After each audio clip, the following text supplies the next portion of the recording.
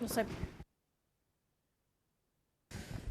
Bom, então, muito bom dia a todos. Muito obrigada pela presença da União de Profissional dos Ópticos e Optometristas Portugueses. Peço perdão.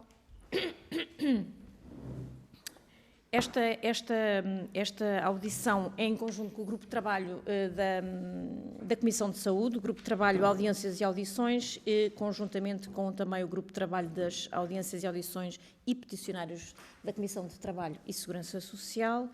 Mais uma vez, dar-vos as boas-vindas, dizer-vos uma pequena explicação de como é que funciona aqui a reunião. Vocês terão 10 minutos iniciais para fazer a vossa exposição inicial.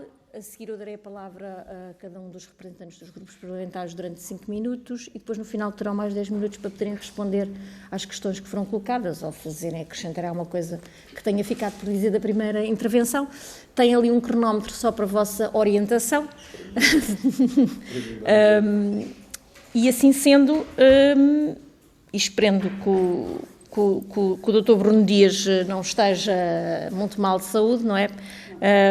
Passo já então a palavra para os primeiros 10 minutos iniciais. Neste. Okay. Então, mais uma vez, muito bom dia a todos. Muito obrigado por nos receberem. O meu nome é Henrique Nascimento. Eu sou o optometrista número 54 deste país.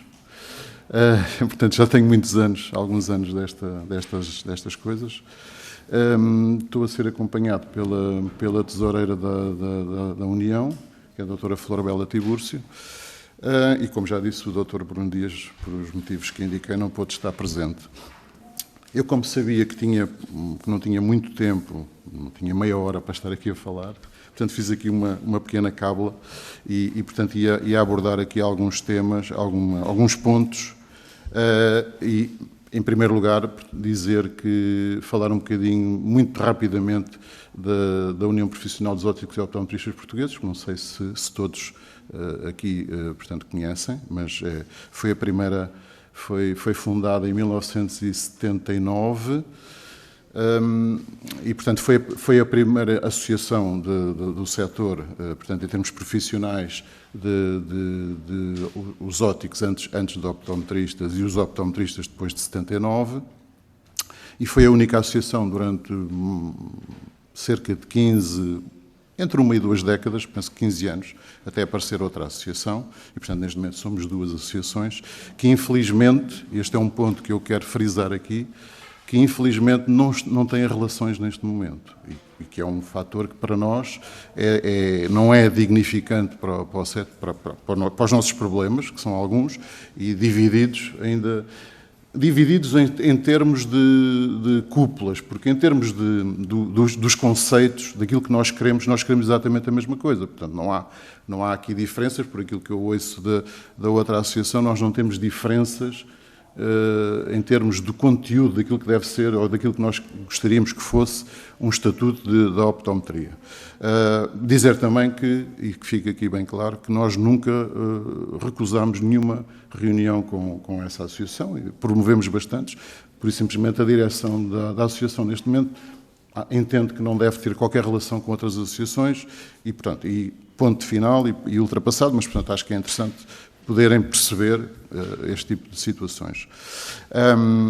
O POP nasce e a optometria nasce também de uma forma muito rápida e na maior parte dos países que são hoje dos países mais desenvolvidos do mundo, ela nasce precisamente por uma insuficiência dos serviços públicos em conseguirem, normalmente os serviços públicos de saúde, conseguirem resolver os problemas da população, neste caso em termos de visão. Estamos a falar do ano de 1900, 1898, 99, 1900, nos Estados Unidos, como devem imaginar, até alguns melhor do que eu, a dimensão do país e a profundidade do país não permitia ter médicos oftalmologistas em todo lado, então a optometria nasceu dessa maneira para conseguir colmatar essas lacunas. Em Portugal, devo dizer que passados 80 anos do surgimento da optometria, ela surge também em Portugal basicamente da mesma necessidade. Portanto, nós quando surgimos existiam cerca de 400 oftalmologistas, 420 que eu me lembro, 400 e qualquer coisa. Pronto, entre os 400 e os 500 oftalmologistas em Portugal, e obviamente que não havia uma cobertura de cuidados primários, e neste caso não é de saúde dos olhos, mas sim de cuidados primários visuais. Portanto, as pessoas não terem que esperar anos ou pagarem, naquela altura, valores elevadíssimos para conseguirem ter uns óculos para ver ao perto, que hoje é algo que até se compram aí em qualquer lado. Pronto, só para vos dar um exemplo. E, portanto, no fundo, a optometria nasce um pouco neste conceito. Por isso é que países, e nós neste momento temos um sistema misto, diria. Há países onde só existem oftalmologistas e optometristas, há países onde só existem ortopedistas e oftalmologistas, e há países onde existem optometristas, ortopedistas e oftalmologistas, que é o nosso caso. Portanto, neste momento, nós temos as três condições. E também vos devo dizer, para informação, e fechando aqui este capítulo do antigamente, que quando nós começámos a optometria em Portugal, havia 6 ou 7 ortopedistas em Portugal, que trabalhavam nos principais hospitais e que, no fundo, tinham uma formação básica para apoiar o oftalmologista no ambiente hospitalar. E depois, claro, desenvolveu-se hoje. Penso que são 700, 800, não sei. Sei que os optometristas, neste momento, serão mais de 2.000, entre as duas associações, obviamente. Portanto, nós temos registados na nossa associação 1.600 optometristas. Claro que temos que fazer aqui e pelos nossos cálculos, porque não o fizemos, neste momento devemos ter ativos cerca de 1.200. Portanto, destes 1.600, 400 uns faleceram, outros deixaram de exercer, reformaram-se, e, portanto, neste momento devemos ter 1.200. Como que eu acho que 1.200 da outra associação, portanto, seremos 2.000 e qualquer coisa. 2.200, 2.000, também não tenho esse número bem certo. E, portanto, esta é a realidade em termos de números. Em relação agora a outro ponto, dizer só também que nós na altura, obviamente que não tínhamos, a formação não existia e, portanto, por isso, para formarmos os optometristas, ou tínhamos que ir ao estrangeiro, e foram esses optometristas que foram aos Estados Unidos fazer formação e depois que acabaram por fundar a UPOP, que, pois, já sabia que isto começa a falar...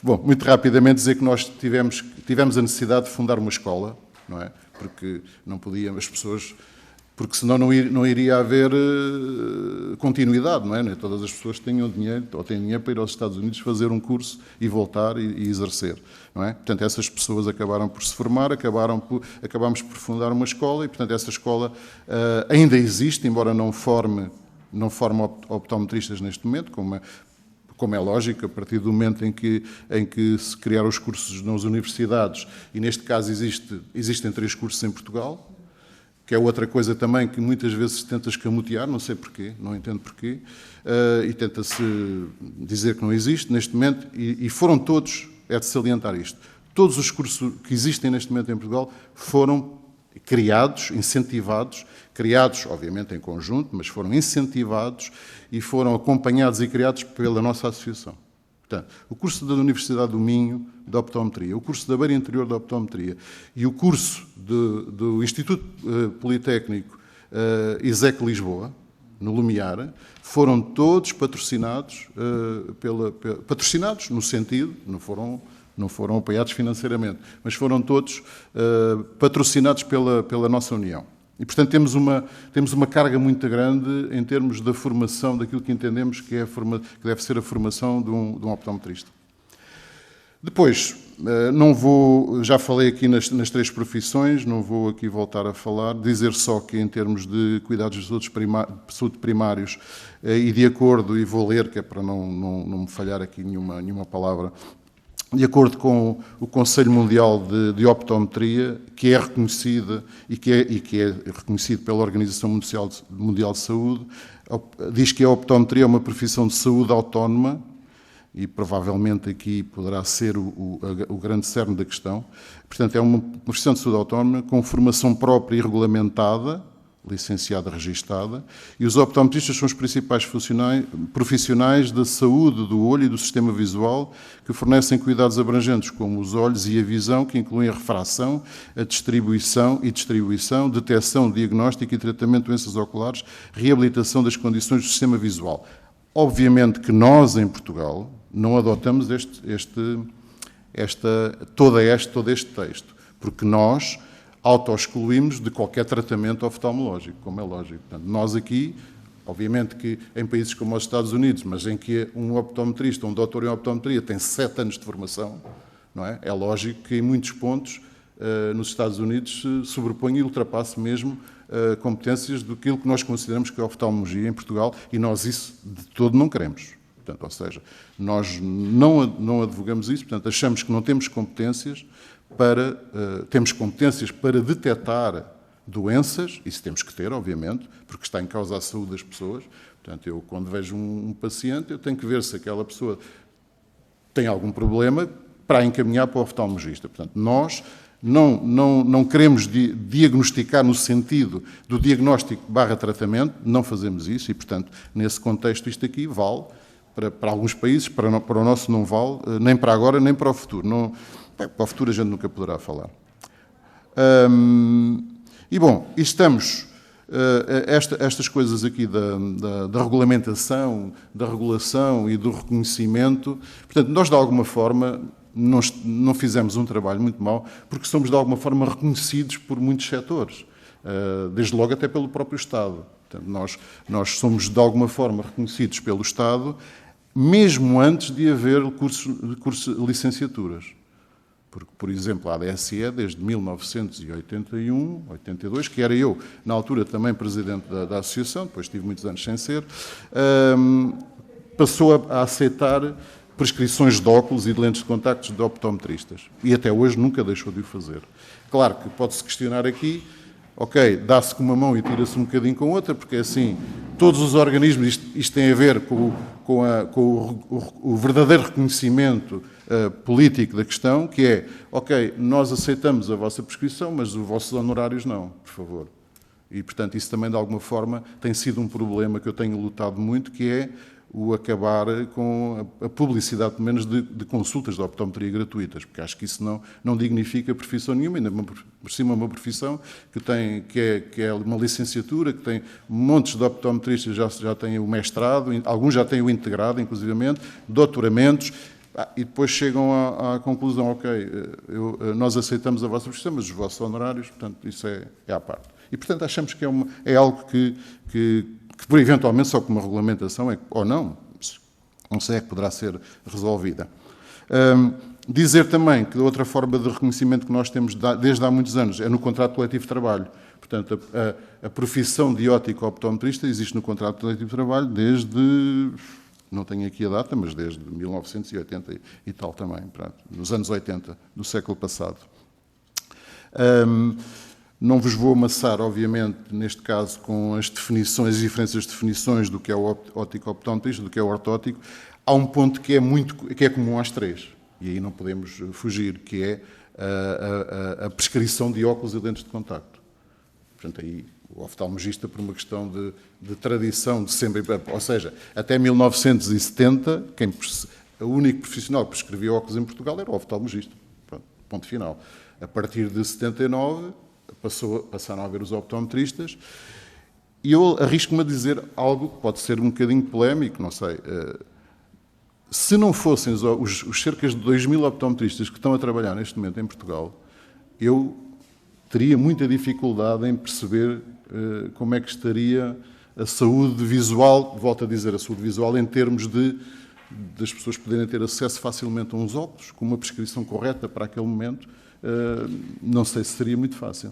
E mais ainda, muito mais ainda, e aqui entronca numa questão que se fala muitas vezes e que eu sei que outros colegas da mesma área falam muito do Serviço Nacional de Saúde. Nós, no nosso caso, nós não queremos ser funcionários públicos, nem queremos pertencer ao Serviço Nacional de Saúde. Nós podemos querer prestar serviços para o Serviço Nacional de Saúde, que é uma coisa diferente. Nós temos o espaço instalado. Nós temos, neste momento, 2.000 gabinetes de optometria instalados em Portugal, entre as duas associações, obviamente. Ou mais de 2.000. Eu calculo que sejam 2.000, porque estas coisas de estatísticas Peço desculpa, vou terminar. Estas coisas de estatísticas em Portugal é muito complicado, ainda para mais num setor privado. Mas nós, neste momento, temos 2.000 gabinetes instalados em Portugal, altamente equipados todos. Não é? Posso só fazer aqui uma pequena lembrança.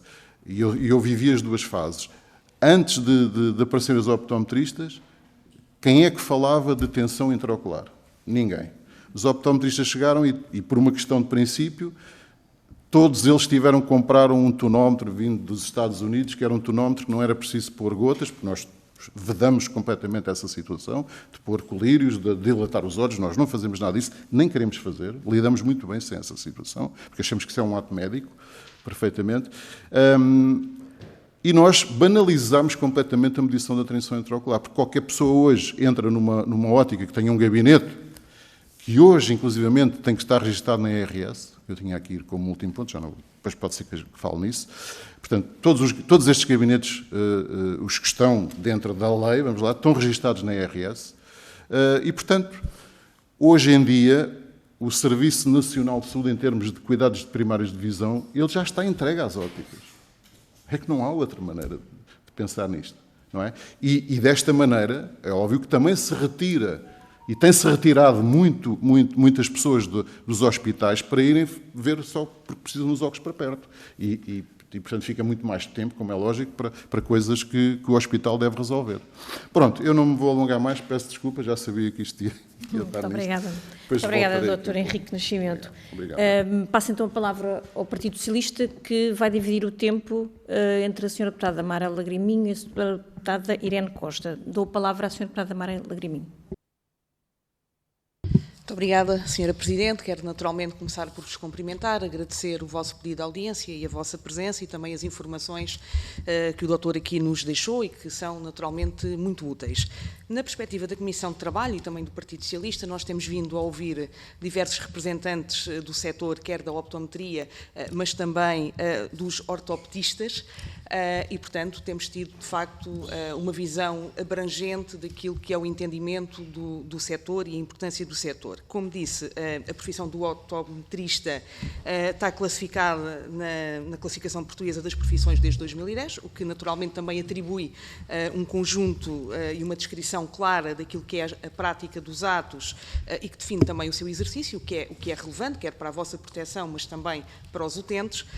Também, como disse bem, há diversos anos que também está previsto em vários instrumentos de regulamentação coletiva de trabalho, a categoria profissional laboral do optometrista, o que também entendemos ser, de facto, uma evolução e um caminho que foi feito, bem como, recentemente, em 2015, a própria entidade reguladora de saúde estabeleceu também a obrigatoriedade do registro dos gabinetes de optometria e a identificação dos profissionais que lá exercem, e isso para nós foi bastante relevante do ponto de vista também da segurança.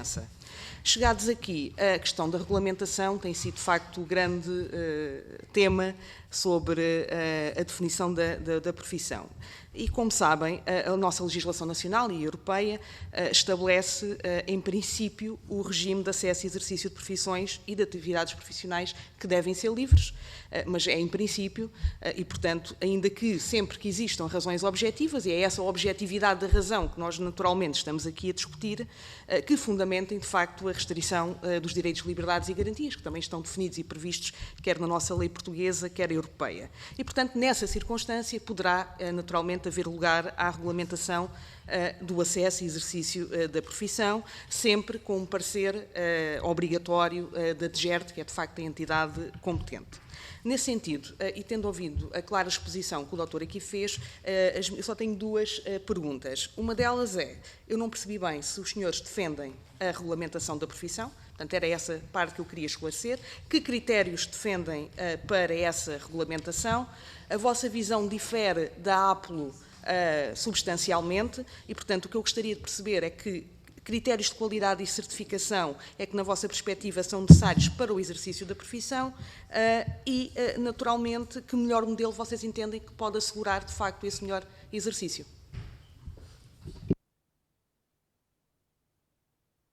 Obrigada, cumprimentá-los também e agradecer a vossa presença nestas medidas de proximidade, que é sempre bom ouvir quem está no terreno.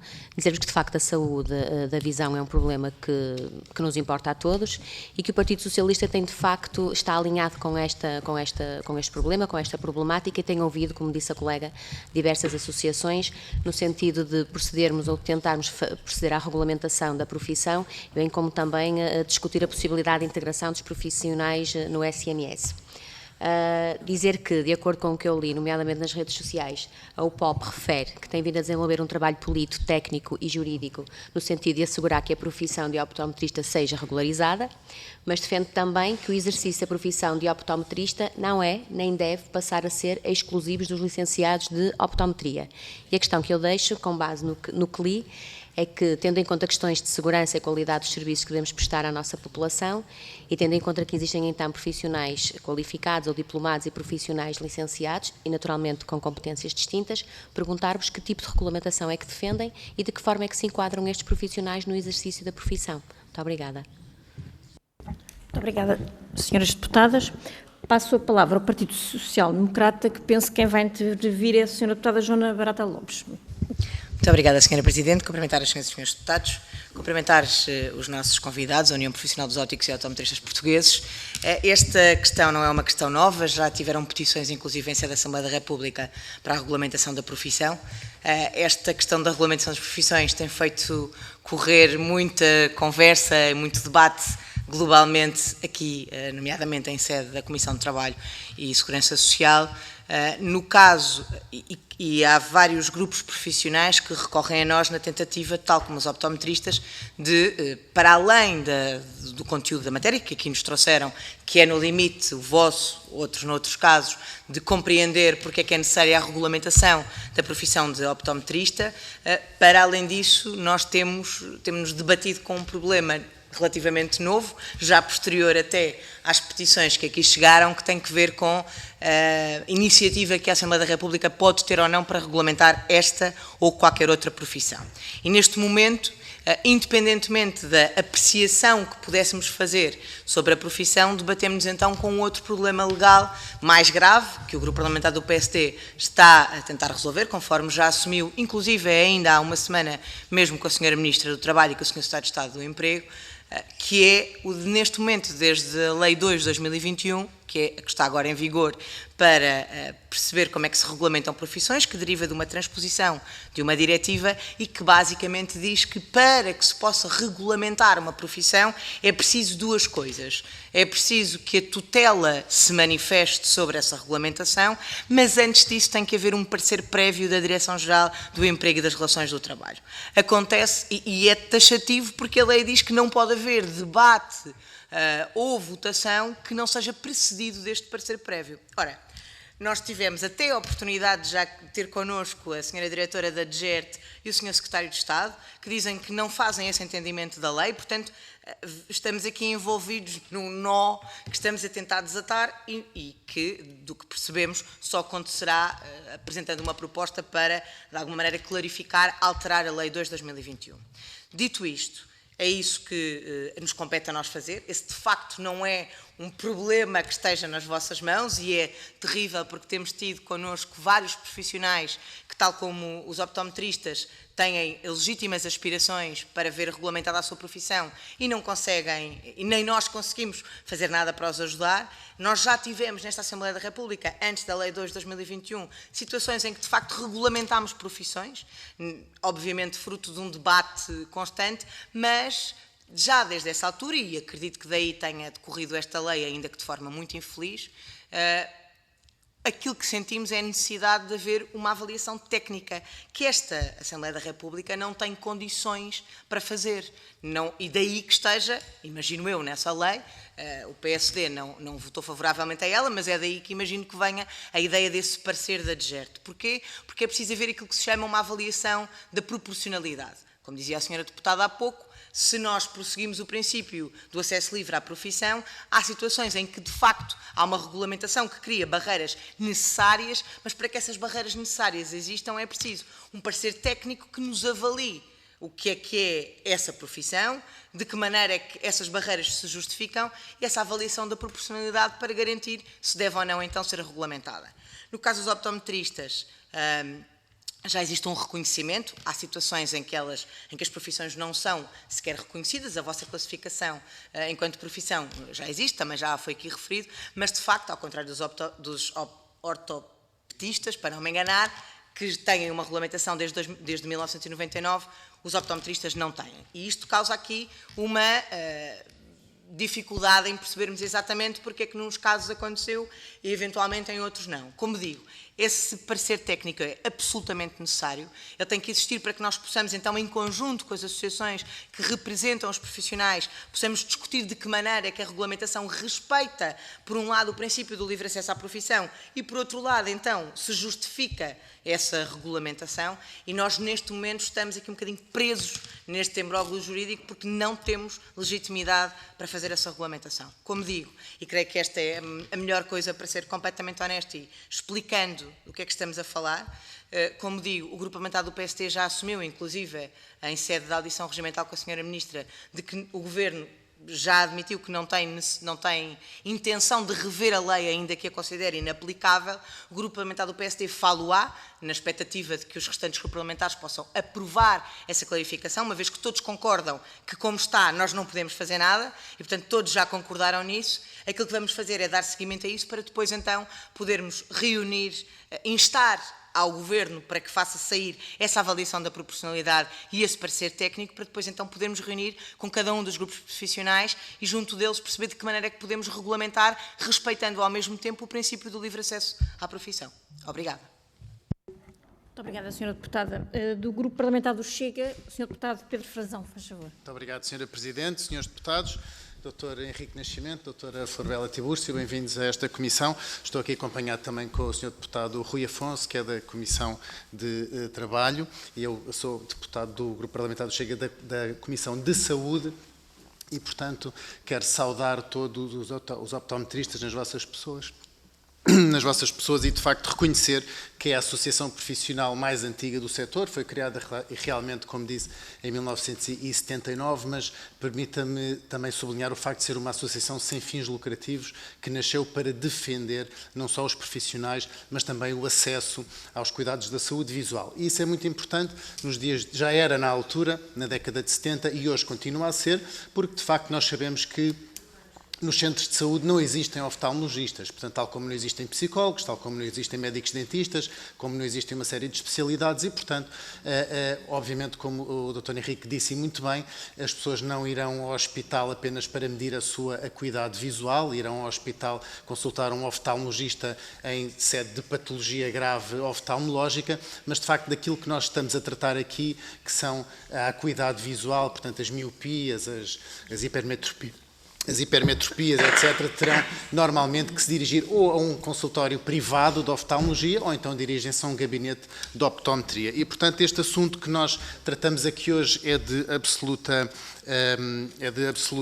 importância. Sabemos também que a APOP foi responsável na década de 80, pela criação da Escola Portuguesa de Óptica Ocular e que depois também, como referiu, acompanhou a formação dos cursos de licenciatura nesta área e que reclamam há vários anos a regulamentação da profissão e até a criação de uma ordem profissional onde os profissionais se pudessem inscrever para que a profissão fosse devidamente regulamentada e protegida na sua prática, porque o que todos nós queremos aqui, penso que posso falar por todos, que o que queremos aqui unanimemente é que a prática da optometria seja correta e dê uma boa saúde visual a todos os portugueses. É isso que todos queremos, apesar dos imbróglios jurídicos a que muitas vezes muitas vezes nos deparamos em Portugal. E Portugal compara muito mal com os outros países europeus. Em todos os países europeus esta profissão está regulamentada, a profissão de optometrista. Em apenas 3 países não cumprem a deliberação da OMS que indica que esta deve ser uma profissão regulamentada e, portanto, só em Portugal, na Polónia e na Bulgária é que isto não acontece. Ora, isto preocupa muito o grupo parlamentar do Chega. Já recebemos também a outra associação que referiu, que é a APLO, e que também tem vindo a fazer-nos chegar bastantes preocupações neste sentido. No entanto, a primeira... No caso da optometria, a questão que se levanta logo à partida é saber qual seria o perfil dos profissionais que deveriam integrar esta suposta ordem ou a regulamentação da profissão. E, portanto, é aqui que eu gostava de deixar as minhas perguntas. Portanto, sabemos que existe a criação das 3 licenciaturas na Universidade da Beira Interior, na Universidade do Minho, no Instituto na Escola Superior de Tecnologia de Saúde de Lisboa, mas depois, em contraponto, existe também o curso feito na Escola Portuguesa de Óptica Ocular. E parece que é aqui que está o cerne da dissonância entre as duas associações. E também está alguma dissonância com a Ordem dos Médicos. Portanto, a Ordem dos Médicos também se tem vindo a pronunciar, o anterior Sr. Bastonário da Ordem dos Médicos garantia que a inclusão dos optometristas no Serviço Nacional de Saúde, sem uma regulamentação jurídica, isso iria ser um retrocesso na qualidade do serviço público. Portanto, há aqui um certo ataque também, contrapondo a formação dos optometristas com os 11 anos de formação dos oftalmologistas. E, portanto, a primeira pergunta muito concreta que eu gostava de deixar era: a ordem seria para todos os profissionais com formação ou apenas para os optometristas licenciados? E, se sim, como é que seria feita a distinção entre os candidatos licenciados e não licenciados? Penso que essa é uma questão muito importante que deveríamos endereçar. Depois também, se o acesso a essa ordem seria condicionado por uma prova de aptidão ou se defende que esse acesso devia ser apenas com um certificado de habilitações. Nós temos vindo a ver ultimamente várias ordens profissionais, o Conselho CNOP, o Conselho Nacional das Ordens Profissionais, a demarcar-se de alguma legislação que o Partido Socialista e que o Governo tem vindo a aprovar no que dizem ser uma ingerência das ordens profissionais e, portanto, nesse sentido, penso que seria também muito importante. Depois também gostava de deixar um último ponto sobre o parecer da ERS, da Entidade Reguladora de Saúde, que, sobre a profissão de ortoptista, onde diz que, de facto, essa profissão encontra-se regulamentada com o Decreto-Lei 320 de 99, mas que a profissão de optometrista ainda não se encontra regulamentada. E, portanto, nesse sentido, gostaria de perguntar qual é que seria a vossa solução utópica ou a melhor solução, neste caso, para responder a esta questão da ERS. Muito obrigado. Muito obrigada, Sr. Deputado. Passo a palavra ao Sr. Deputado João Dias, do PCP. Muito obrigado, Sra. Deputada. Srs. Deputados, quero cumprimentar também, na pessoa do Dr. Rogério, a associação que aqui representam, a UPOP,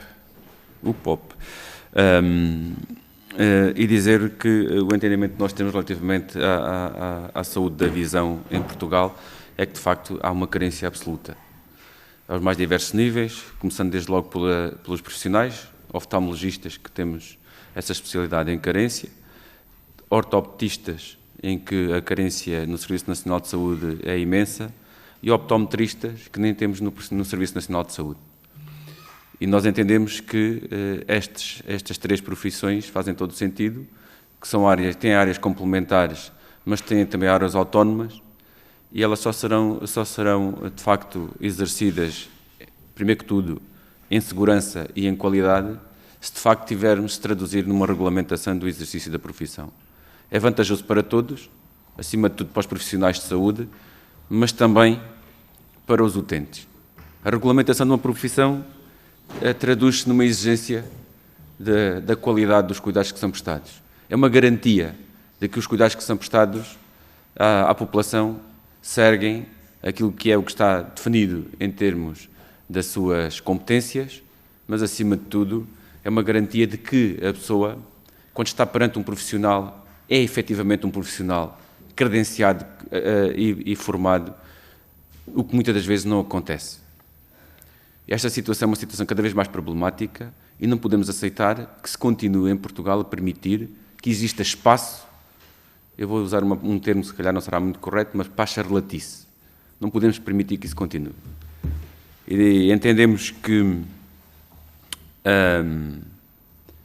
aquilo que o Dr. Rogério aqui nos trouxe, até afirmando que não tem uma visão, que tem uma visão idêntica à da APLO, nós entendemos que, da apreciação que fazemos, é que não tem a mesma visão. Permita-me, com o maior dos respeitos, pareceu-me que tem uma visão algo distinta a determinados níveis. E um deles tem a ver com o aspecto de, como disse, não querem pertencer ao Serviço Nacional de Saúde. Eu fiquei preocupado com isso. Porque é precisamente no Serviço Nacional de Saúde que começa a fazer falta. É nos cuidados de saúde primários que nós prevenimos, identificamos que as nossas crianças não venham a perder visão. Que muitos dos nossos idosos estão a precisar de cuidados da visão, não os têm. Muita gente tem idade ativa, podem ser tratados precocemente e não são. E por isso, ter uma visão de que, e até tenho dúvidas, que representando, como disse, 1.200 optometristas, eles têm a opinião que não querem entrar para o Serviço Nacional de Saúde. Tenho muitas dúvidas. E, portanto, partindo do princípio que é verídica esta opinião que aqui disse, que não querem pertencer ao Serviço Nacional de Saúde, querem prestar serviço ao Serviço Nacional de Saúde, mas é diferente vestir a camisa do Serviço Nacional de Saúde do que prestar serviços, integrados no Serviço Nacional de Saúde, num centro de saúde onde fazem muita falta.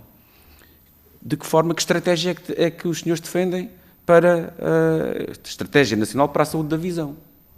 E que plano é que defendem para o acesso universal da nossa população aos cuidados de saúde da visão? Porque, de facto, nós ficamos bastante preocupados com isso. Há uma outra situação que advém do próprio até nome da associação, mas tem a ver com a óptica. A óptica não é a mesma coisa que ortoptistas, optometristas. Até porque, como o Sr. falou, e muito bem, todos os optometristas estão inscritos na ERSE.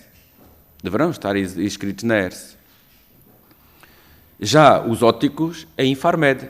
Estamos a falar de dispositivos médicos. E há aqui um problema que nós identificamos. E que tem a ver com a separação entre a prescrição e a venda. Isto é um princípio do qual não podemos abdicar. Eu não estou a ver, felizmente, não há oftalmologistas que vendam óculos. Nem optometristas, nem ortoptistas o devem fazer. Este é o nosso princípio. Porque a óptica é outra coisa completamente diferente, nomeadamente são os dispositivos médicos e que naturalmente terão o seu campo de formação próprio, preparação, competências. E para terminar, relativamente à escola que é propriedade da associação, a Escola Portuguesa de Óptica Ocular. A verdade, desde logo perguntar que exigências e que critérios é que são feitos para quem entra na escola e que nível académico é que resulta, é uma escola profissional e se esta escola, quem sai desta escola com essa formação tem alguma equivalência, uma vez candidatando-se a ensino superior, nomeadamente algumas destes três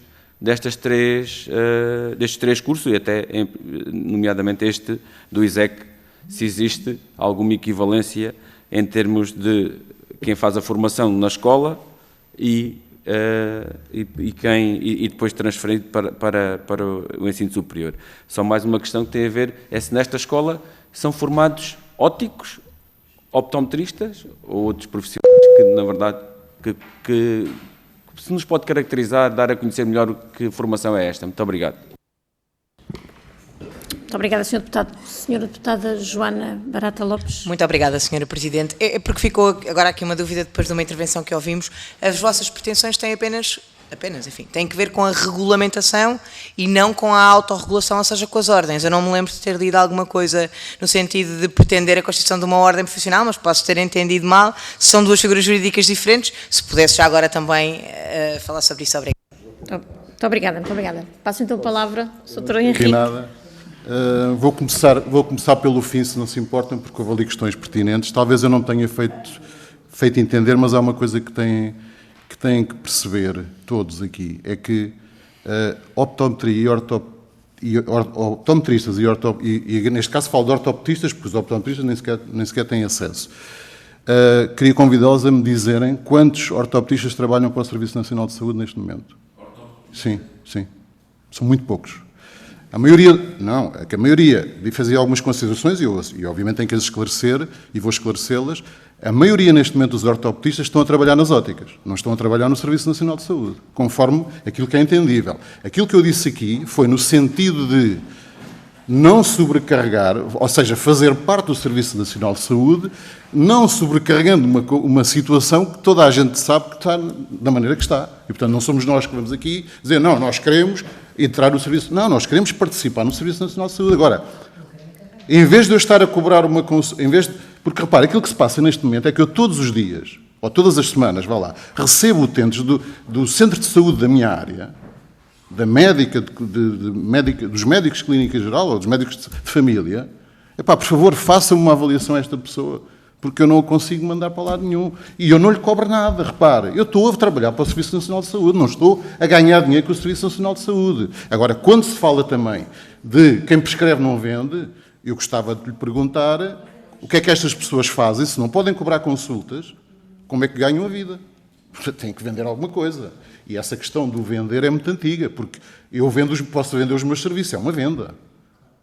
Essa questão de quem prescreve não vende, então vamos ver o que é que se passa com a medicina em geral, em várias áreas, não é? Portanto, temos que ter algum cuidado também com certas coisas que dizemos. E é um facto que, lá está, se essa situação está mal, então regulamente-se e mude-se essa questão, não é? Eu estou a falar aqui com base naquilo que existe há 40 anos. Pode estar tudo mal, se calhar está tudo mal, mas foi assim que ela evoluiu. Outra questão que temos que terminar aqui de uma vez por todas. A Escola Portuguesa de Ótica Ocular não forma optometristas. Acabou. Ela existe porque não vamos encerrar. Porquê? E vou-lhe explicar por um motivo muito, muito importante e que é diferente da outra associação. É que nós autorregulamos-nos. Eu, para ser optometrista da minha associação, tenho que fazer 20 horas obrigatórias de formação por ano. E não é uma formação qualquer, de eu me sentar no computador e ver alguém a falar, ou um fabricante qualquer a falar. É a formação acreditada, dada por professores, doutores da área ou de outras áreas, médicos, sei lá. Por exemplo, só para lhe dar um exemplo, na próxima quinta-feira, vamos ter uma formação para os optometristas que já existem, não é para sair optometristas, é para aqueles que já existem e querem trabalhar, do Dr. Alves da Silva, que é um eminente oftalmologista desta praça. Ok? Portanto, a Escola Portuguesa de Ótica Ocular, neste momento, é uma instituição que, fazendo jus aos nossos estatutos, faz com que os optometristas consigam fazer 20 horas de formação anual obrigatória. Obrigatória. Obviamente que depois podem fazer mais 400, 500, podem fazer as horas que quiserem. Agora, aquelas 20 anuais são sobre a nossa jurisdição.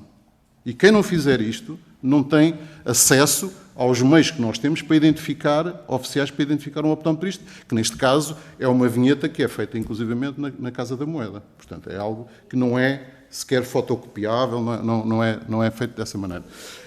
Portanto, eu acho que respondi, não sei se respondi a todas as perguntas, mas acho que ficou, portanto, às suas, acho que ficou um bocadinho essa ideia.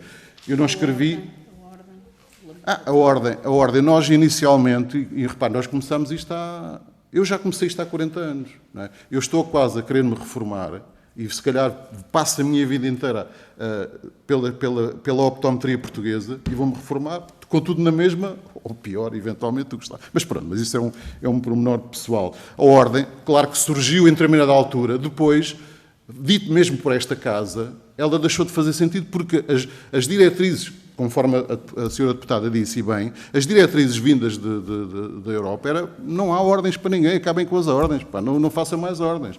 Nós estamos aqui para o que der e vier. Se for uma ordem, é uma ordem. Se for outra coisa qualquer, é outra coisa qualquer. Nós queremos esclarecer, até para evitar este tipo de discursos que eu ouvi aqui. O que é que nós queremos para a optometria? Só pode ser um optometrista uma pessoa que é licenciada. Ponto. Acabou. Não há mais. E provavelmente, com o andar da carruagem, licenciada e mestrada logo de seguida. Como acontece com os arquitetos. Não é? Os arquitetos fazem 4 anos de formação e logo assim têm que fazem 3 e mais 2.